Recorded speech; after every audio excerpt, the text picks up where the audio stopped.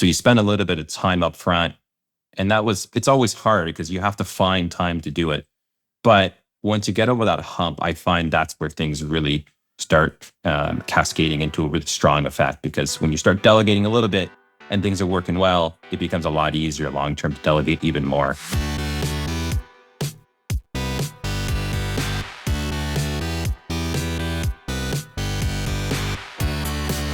You're listening to The Successful Bookkeeper with your host, Michael Palmer. Listen each week as inspiring guests share their secrets of success to help you increase your confidence, work smarter, and build a business you love.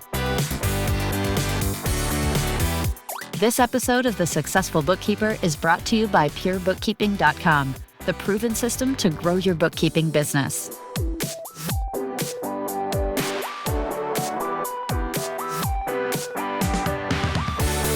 Welcome back to the Successful Bookkeeper Podcast. I'm your host, Michael Palmer. Today, I'm joined by a returning guest, Andrew Seguin of Seguin Financial.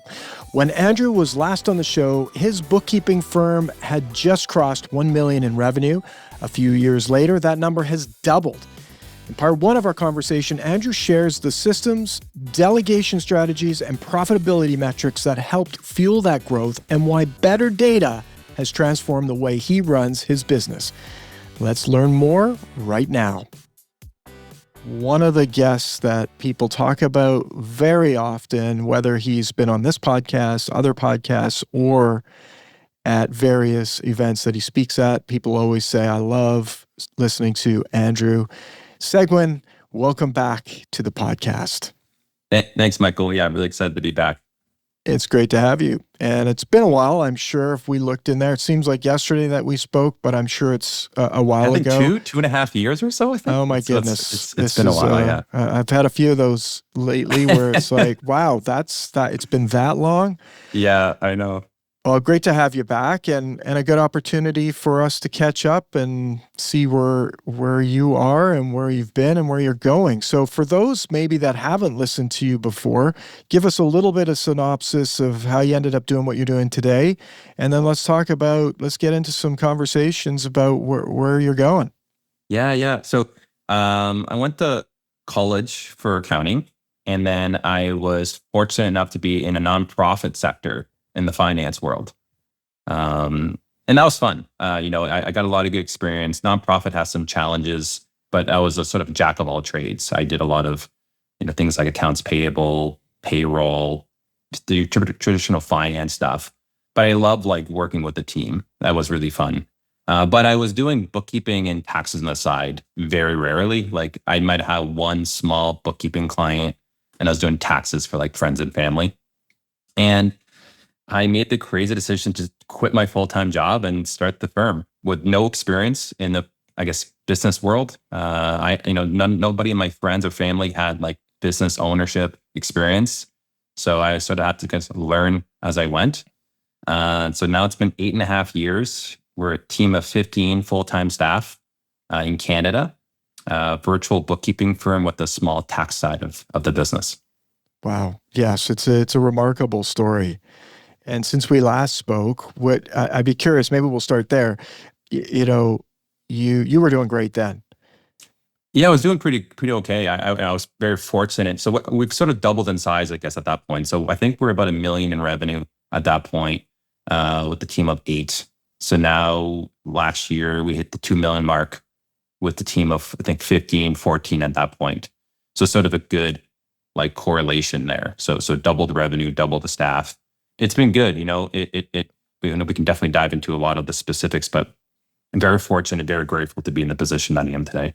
Yeah, no, it's great. And I do, some of the highlighted notes and try not to go back on the previous podcast because our listener can listen to it. But some of the big things that stood out, you pay people very well, you've grown very quickly, and you've got a knack for this.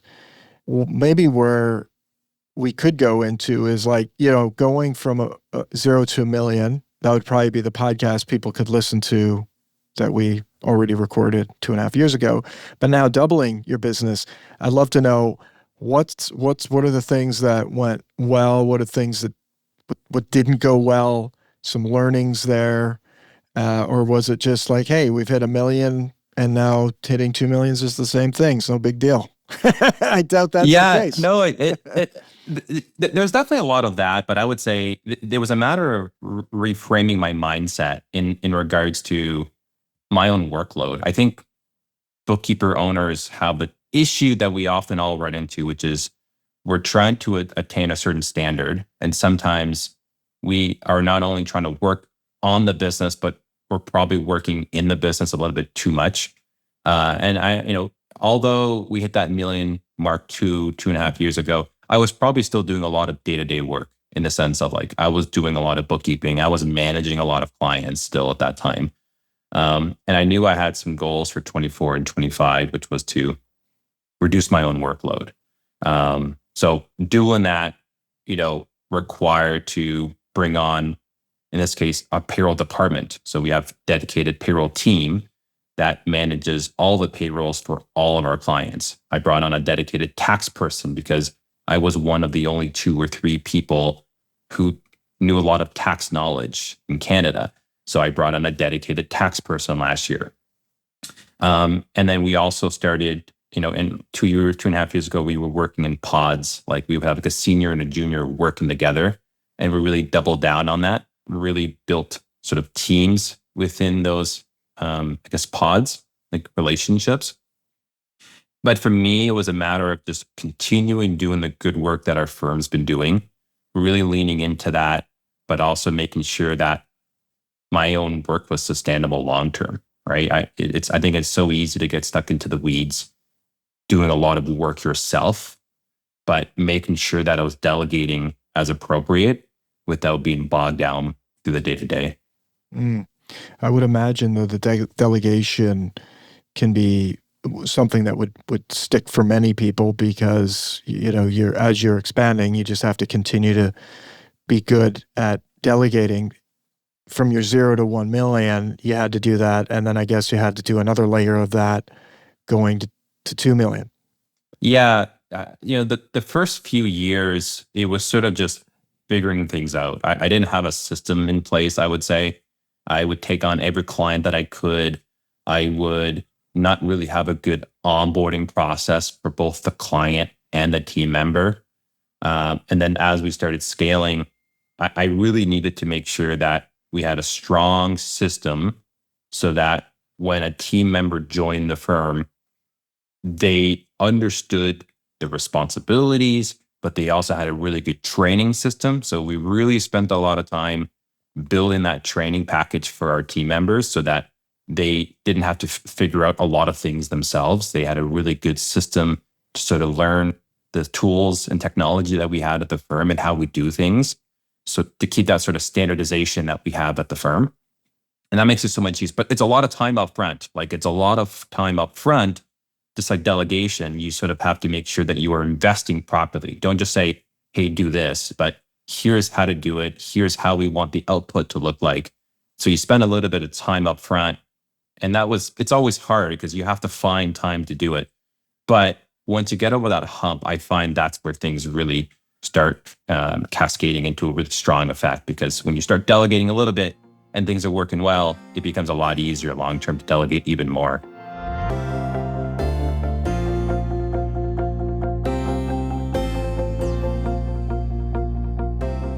And with the training, do you find that now you have, like, how does it get built and maintained? And because people come, you change your systems, maybe you improve things or take things out. How have you managed to keep that fresh and up to snuff for your team?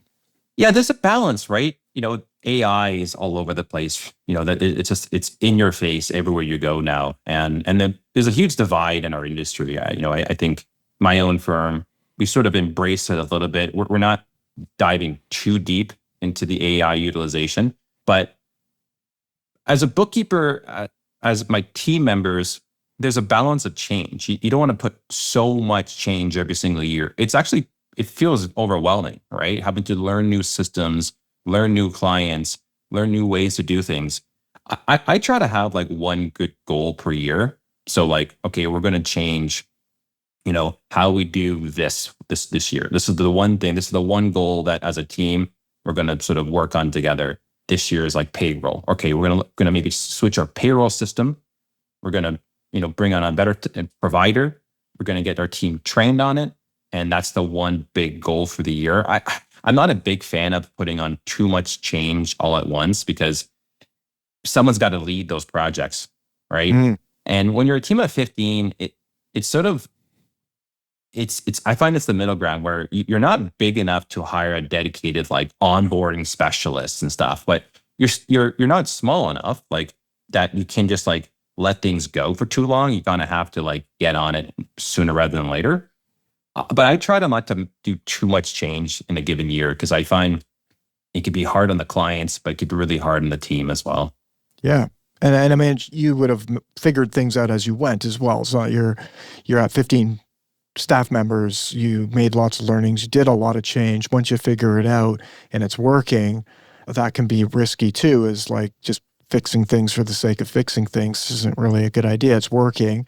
And also, it's interesting take on the AI, but like in bookkeeping, it's been, we're talking, a long time that bookkeeping's being done in the world, right? And there's some fundamentals that still will always be true. And if you are in your businesses, your customers, they're plodding along and you have these objectives, it doesn't necessarily mean you need to change today anyways. And I think that's a risk.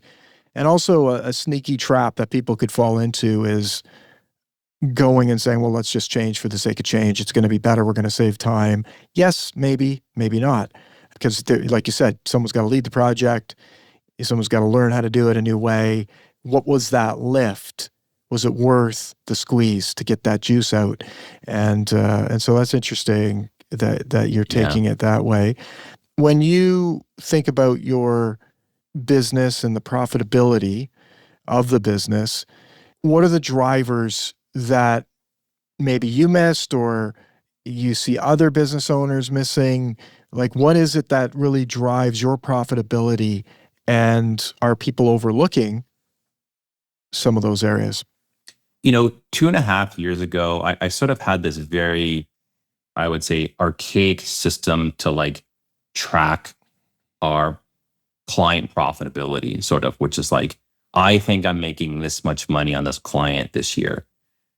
And not too long after we chatted, because sometimes when you actually are chatting out loud, that's where the good ideas start going through, right? I find that's, for me, it's talking it out. And in this case, doing an interview, doing a podcast, you can get some cool stuff out of it for your own business. And one thing we started doing is analyzing the effective hourly rate, or an EHR per client. So what's our hourly rate per client? So we do track time. And I have a good balance with my team. I say, listen, I want to see 80% of your time tracked. I don't want to see 100%, 80%.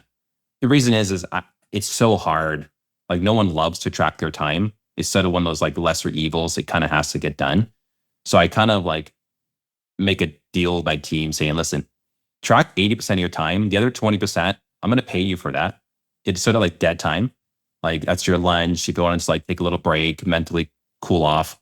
But 80% of your time, I want like good work out of it. I want like you'd be on the ball, track your time. So we track our time by client, and then we have tasks that we sort of track within that client. And we built a custom dashboard internally that allows us to see.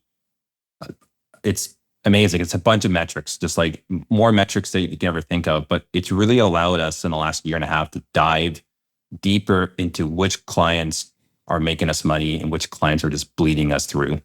And with that data, I wanted to wait a while because it's such a big change of analytics that I didn't want to be too swift on decision making. So we made sure about 6 to 9 months of data before making any like rash big decisions. And after we got that data, we essentially cut about 10% of our clients, and then we priced up about 40% of our clients to like a rate that we wanted internally. So our rate that we aim for is between $125 to $150 per hour as our effective hourly rate. And every client that we bring on, the goal is to get them to that rate bare minimum, if not higher, depending on the complexity and the volume and the industry of that client. But our goal is, this metric is aligned with the whole team. It's not like I'm the only one seeing this. My management team sees this. The people they work with is aware of this data. So it's not like hidden. It's not this like unknown data set. It's like visible to the team. And that way we're all aligned. And when we're not hitting that rate, there's conversations, not of you're doing a bad job, but it could be things like scope creep. It could be things like this client is more complex than what they told us or what we assumed. So we can sort of jump into, reviewing the engagement sooner rather than later. Because the worst feeling is you work with a client for 3 years at a certain price, you finally analyze it, you realize, oh crap, I'm not making any money. And then you have to go back to that client 3 years later, where in our sense, it's so fresh, the engagement is so fresh that it's much easier. And we've had a way better success rate to go back to the client in that 3-month period, as opposed to waiting a year or two. So it's been really, really good. And that has driven profitability, because I was realizing my own team, because I was managing my own set of clients, had a way different, way higher rate than my other team. And that's not because they were doing a bad job. So I sort of realized, figuring out, why is there such a discrepancy? And I was like, oh, it's because I'm pricing my clients way higher because of the value that I've been providing, but I haven't really done the same equalization to my other team.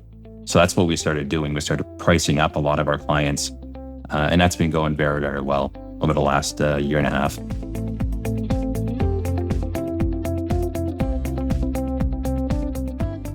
Wow. Very interesting. You get that kind of metric, and it's dynamic, so it's changing, and it's giving you real time or close every to month. Yeah, every real month. Time.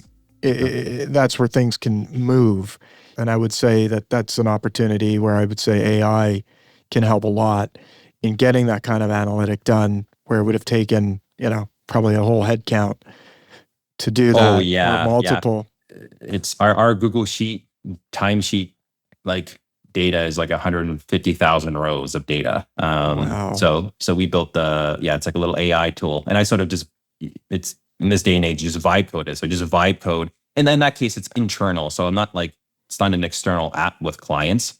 So I'm not really concerned about errors or issues, because I can troubleshoot it myself. And I built it the way I want to see things. So we have there's graphs, there's tables, I can sort, I can filter, I can group, I could even ask the dashboard to come up with operation coaching. Hey, give me some metrics on this team member, or give me some metrics on this client. What should I be aware of? What are some red flags that you're seeing? And it's really neat. It's been a huge driving factor for our positive momentum over the last year and a half. And it's been awesome. It's just been amazing. Yeah, it's neat. And I think that's an area for our listener to be thinking about, that for the last, 100 years or so, reports, analytics, it's kind of top down, it's fed to you, this is the way it's going to be. And now we live in an age, very quickly, it switched, where you can sort, sift, and have it presented in a way that it works for you. You want to see a table, you want to see a graph, you want to see all of it, you want to see a graph done 10 different ways, you can do it and vibe around it. But the data, you need the data. And so you've been collecting the data, your team's collecting the data. That's the tough point. That's where people fall down, is they don't get the data. If you don't have any data, well, you don't have any analytics. Yeah. Time tracking, I know there's a lot of, again, in this industry, both sides of the coin. I believe in it, because you're blind if you don't have an understanding of how much time you're spending on per client. Because your team members won't know exactly. They'll just ballpark it. They might say, I probably spend 4 hours a month. In reality, it might be 6. And that's a huge difference, right? Over the course of a whole year, that can matter greatly. So for us, and that's why I do that sort of 80% understanding, which is try to track 80. I expect you to track 80% of your time per week, because you need your team to be agreeable to that, right? They need to be aligned with what you're trying to accomplish. It can't just come from the top down saying, do this moving forward. And it's something that can be hard for them, right? Tracking your time, and you need to make sure you have an easy enough system to do it, train them how to do it properly, and then sort of reward them, right? So how we do it is I sort of tell my team, as we're continuing hitting our effective hourly rates, your compensation will go up faster through this method than it would without it, right? If we were just sort of blind to the data, if we didn't have any data, and I'm very transparent. I'm like, you guys wouldn't have these increases the way you have been getting for the last 3 years if we didn't have this data. So for them, they're aligned because they know that, hey, if I'm tracking my time properly and the team is getting good data, there's good chances as I'm doing good work, my compensation will also increase relative to that. And I think that's really important. It's not this sort of carrot and stick mentality, but you really want the team to be fully aligned in that goal, which is we want to be more profitable. And those profits that we get will be make sure to be given back to the team as well. I love the incentive. I was going to actually ask you about that, and you answered it, which is, it's really aligned for them. It's going to help you. It's going to help them, and put more cash in their jeans. Not everybody's motivated by money, but many, it's what buys stuff, food, pays the bills and all that good stuff. So it's a good one. What about the system though? That's interesting too, because you've got all this data. There's a million ways you could track it. How have you found something that works for you? Did you have to iterate on that? Because it's also like, oh, geez, this is really difficult to do. I know it's an incentive for me, but for some people, if it's like you got to walk, 20 miles to get something done, it's like, I'll do that tomorrow. Yeah. So I just started with something as opposed to nothing. So the first version that I had, because this dashboard is fairly new, like 6 months new. The first version is just, well, one, I tracked my revenue per client per month in QuickBooks Online, right? So we invoice our clients per month. So I know how much we make from them. So it's pretty easy to get that data source. Takes 5-10 minutes per month. And then for us, we use a system called ClickUp. That's our project task management system. Then there's dozens out there. There's a lot out there, and they would all probably spit out data very similarly, I'd say, which is bare minimum tracking time by client. That's hierarchy 1. And then if you really want more data, which is track by task, payroll task versus bookkeeping task versus your month-end task. If you want to see that data differently, you could. But just starting with something is way better than nothing. So your first hierarchy could be, you're obviously hopefully tracking your revenue by customer, your client, and then you're tracking your time by client. And then the version we did was pretty manual, but I would take all the raw data from their timesheets. I would pivot table it by client. I would manually find the customer in the other spreadsheet and sort of combine them. It was very manual, I would say. It took me about 3 hours per month. But again, that 3 hours a month was saving me probably so much headache. It was making our business way more profitable as we were getting the data. 100%. So that's 3 hours a month. Yeah. Essentially it is, to your point, that it's worth the squeeze.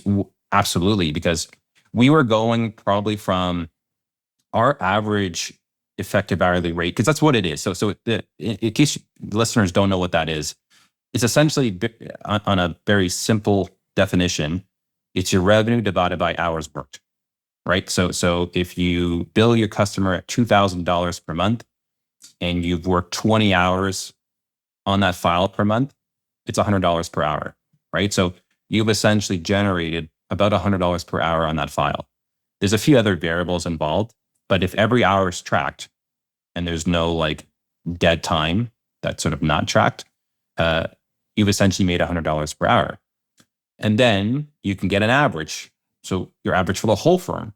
What is your average effective hourly rate? And we went from $106, $108 per hour as an average to $150 or so over the last year. That's huge. It's huge because huge on big number like 2 million in revenue. Yeah, right. Because and we profitability. Can't get to, so we can't get to that number. Revenue is one thing, but we're pretty good. Our bottom line is about 40-ish%, right? So we really aim to treat every client equally like even the legacy clients that they still have good rates, we still make sure that they're at least at that bottom rate of that range of the effective hourly rate. Because at the end of the day, I'm very grateful for those legacy clients, but I don't want to give them such an advantage over a new client to the point where it's still killing us financially, right? There's got to be a balance. Yeah. So we still make sure that they're at least at the bottom end of our expected rate per client.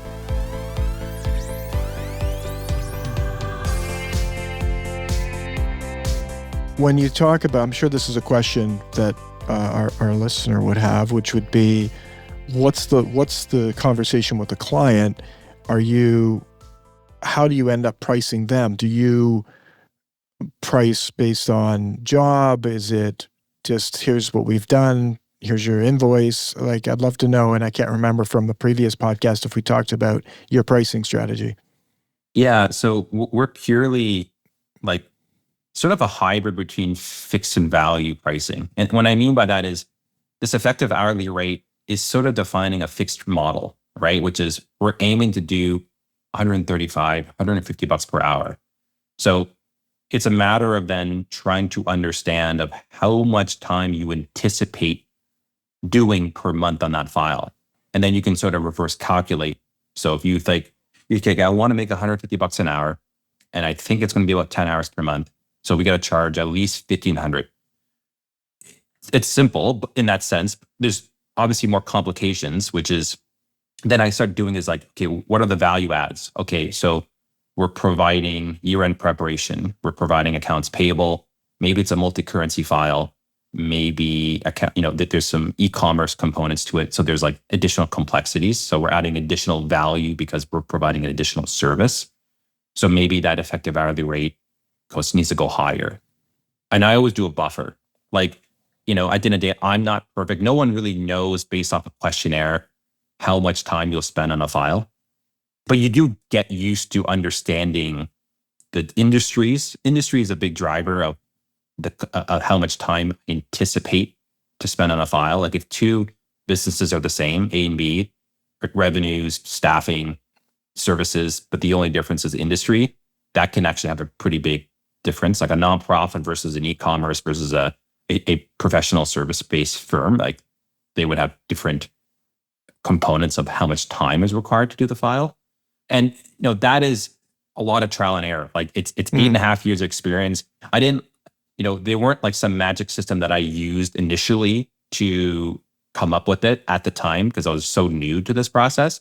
So a lot of it was just like pricing out a client because I needed work, realizing that our experience grew. We need to charge more. Some clients didn't fit that model anymore. But we do have a minimum, like for a monthly scope of work, $1,000 per month, bare minimum. Like we won't touch a file on a monthly scope of work unless it's at least $1,000 per month. Our average is around $1,600, I think, right now. So $1,000 a month client versus $1,600 a month client, it could be just like two variables. It could just be the industry and maybe we're doing payroll for them. But pricing, it's still pretty much this process of having a questionnaire, having a quick conversation with the client, and then getting an understanding of their needs. And I have so much data to work off of like the types of clients they are and what makes sense for pricing. But we always put in our clause that we can revisit the engagement after 3 months, right? So we can increase our pricing. And we've done that, right? We've had to do that a few times because there is no perfect system. And I think a lot of bookkeepers and a lot of listeners will probably, have gone through this is they'll not revisit that engagement. They'll sort of eat the cost. But that creates resentment. That creates like frustrations. And you might get an email from a client asking for a meeting. You're like, no, screw this. Like, I don't want to, I don't make enough money off them. So why should I? And I'm not saying everyone does this or even many people do this, but I've definitely done that. So allowing us that availability to revisit the engagement after 3 months, because that's when you really get information. That's when you really get an understanding of the time and the complexity, because a questionnaire and a quick conversation isn't going to tell you enough about the complexities and the volume of the file and the personality, right? That's an interesting one. And I think it's important for people to be thinking about too is like when you do this analysis, a lot of times people don't even know if they're profitable or not, right? Client's a client. But when you have that kind of visibility, it's like, you're costing me money. It's like you kind of show up going like, hey, like, who's the boss here? Yeah. Like, Yeah. I'm doing you a favor by even having you as a client. And that's not a good place to be. And so I think it's good to have the analytics, but then to take the actions to make them clients you love by, hey, this is a profitable, we help you get successful and you help us be successful. And then you're excited to work with them. And if not, then time to scuttle. Yeah. I'm interested to know in terms of the decisions on staffing, like working on getting this to this, hourly rate internally that, hey, if we're hitting this, we're on track. You've got 15 people you've hired, and I imagine had to let people go or people have left, they come and go. What have you learned about what makes a profitable hire? Yeah, that's a great question. Thankfully, I've only ever had one person leave our firm, but they actually came back 8 months later. they asked to come back, and they're still with me today. So and we've definitely had to let people go. So a profitable hire, it's a really good question. So I think how you start that process is like really important in a sense of like the onboarding. I think that really sets the path on whether that individual is going to be a really good fit for your firm or might it's often like they crash and burn. I often find it's not them, it's us. And that's happened. So like people have crashed and burned because we didn't do a good enough job of the onboarding in the early days.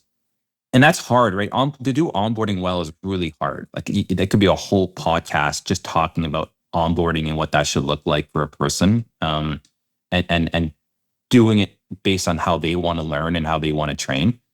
But right from the get-go, right from the get-go. So we pay well. I would say we're definitely above market in how we pay our staff. And I'm definitely not, shy to provide big, healthy bonuses throughout the year based on good work, because I do believe that I want to reward people who are doing good work. And that good work could be in a lot of different ways. It could be just good quality of the work, good personal service to the client. But I think when it comes to a profitable hire, it really comes down to aligning expectations.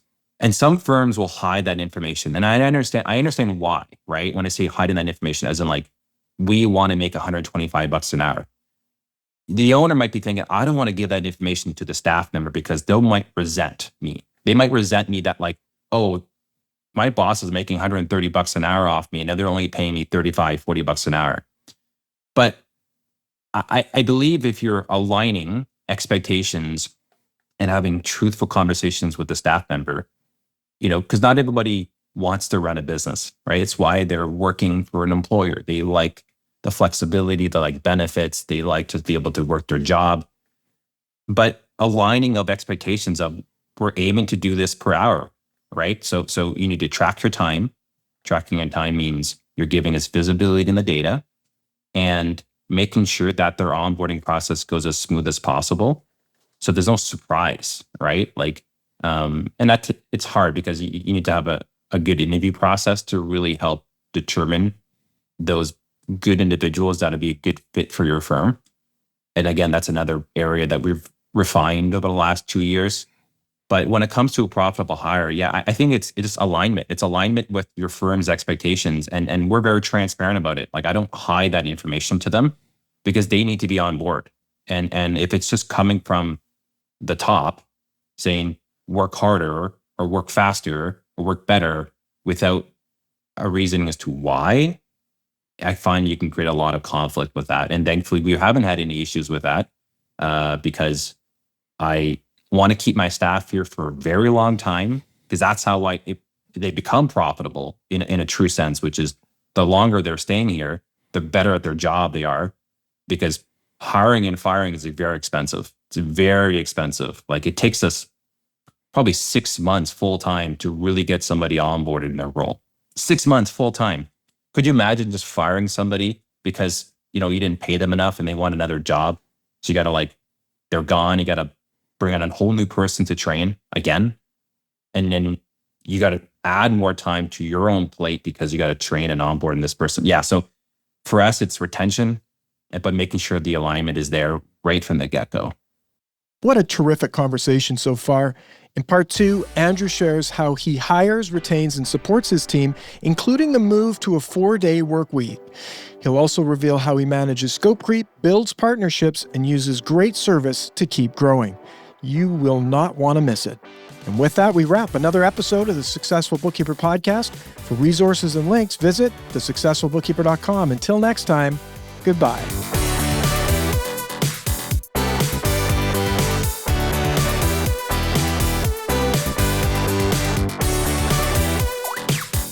You've been listening to The Successful Bookkeeper with Michael Palmer.